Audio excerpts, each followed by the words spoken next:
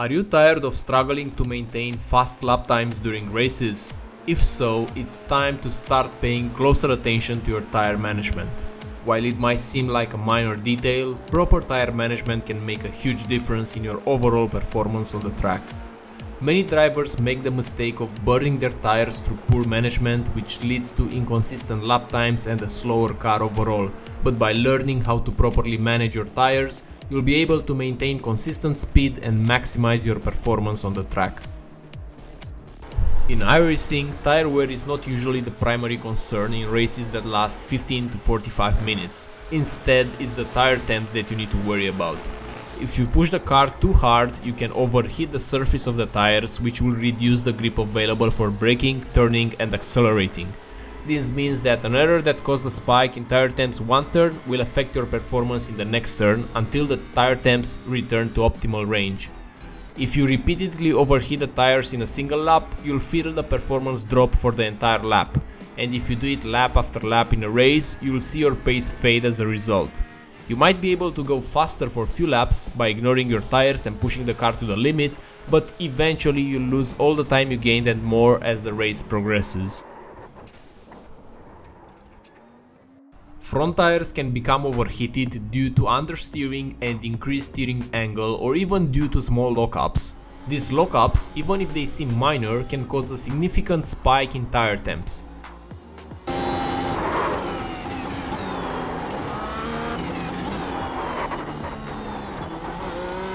This often occurs when drivers try to brake late or apply too much braking pressure. While it is important to brake late to be fast, it's important to avoid locking up the front tires. If you find that your current braking point will result in a lockup, try braking just a bit earlier or reducing your braking pressure while maintaining the same braking point. This will allow you to carry more speed into the corner and potentially improve your mid-corner performance without damaging your tires.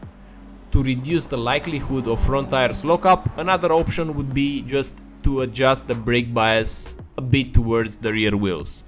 Another way you can burn your front tires in iRacing is through excessive steering input. When you apply a lot of steering lock to a turn, forcing the car to take the turn with your wheel, you generate additional tire wear. For example, consider this scenario.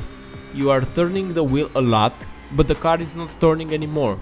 This is a sign of understeering, and continuing to turn the wheel will not help the car turn. It will only increase the tire temps and wear. As a result, in the next corner the tires are overheated and I have a slight lockup, which is costing me time. Instead of relying on the wheel here, you should use the throttle and brake pedals to correct the understeer. If you find yourself needing more than 90 degrees of steering lock to take a turn, pause for a moment to assess the situation. Is your wheel input actually helping the car turn, or is it doing nothing but damaging the tires? By paying attention to these details, you can avoid burning your front tires through unnecessary steering input and maintain consistent lap times and performance. On the other hand, there are several ways you can cook your rear tires in iRacing. One is by sliding too much or being too aggressive on the throttle, which can cause wheel spin. Another possibility is if your brake bias is set too far towards the rear, overheating them under braking. To maintain optimal tire performance, you'll want to keep your rear tires in good condition, especially before long straights where you'll need them to provide thrust and help you gain time.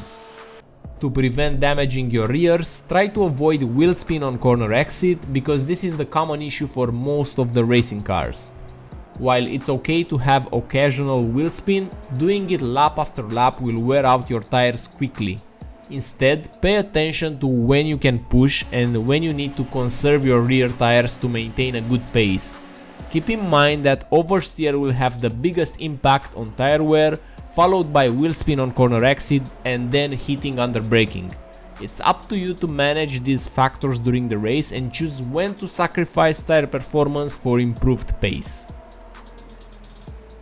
Additionally, tire management is especially important in long races where you need to make multiple pit stops to change your tires or refuel. If you're not paying attention to your tire wear and temperature, you could end up making unnecessary pit stops or wearing out your tires too quickly, which can cost you valuable time and track position. Once you have the basic skills down, you can start exploring more advanced techniques to further improve your performance. For example, you can experiment with different camber settings to find the optimal setup to your car and your track conditions. That was it from my side. Thanks for sticking around. If you have any questions or comments, please feel free to leave them in the comment section below, and if you want to see more sim racing content, then you can subscribe to the channel. See you on the next one. Bye.